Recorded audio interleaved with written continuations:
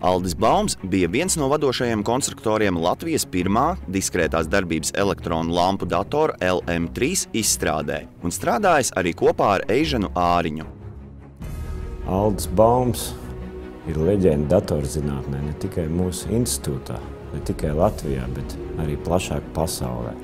Un viņa pienesums ir mērāms jau vairāk kā 50 gadu garumā, sākot ar to, ka viņš bija viens no pirmajiem, kas kopā ar Āriņu, ar Daubi sāka būvēt pirmo Latvijā elektronu skaitļojamā mašīnu, kas tika arī sekmīgi uzbūvēts, strādāja, deva savu ieguldījumu zinātnē 60. gados.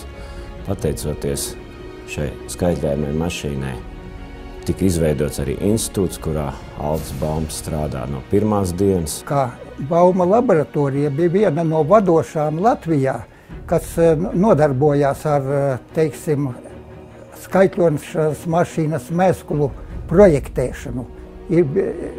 Cik es atceros, 60. gados bija līgumi ar vadošām Padomju Savienības organizācijām, kuras arī nodarbojās ar loģisku elementu izgatavošanu. 2010. gadā profesors Baums izlaida savu grāmatu Datoru arhitektūra un organizācija, kas var kļūt par labu materiālu priekš studentu apmācības. Katrs cilvēks ir īpašs ar to, ka viņam ir zināšana savā jomā. Īstenībā es nezinu, ar kuru cilvēku viņu var salīdzināt.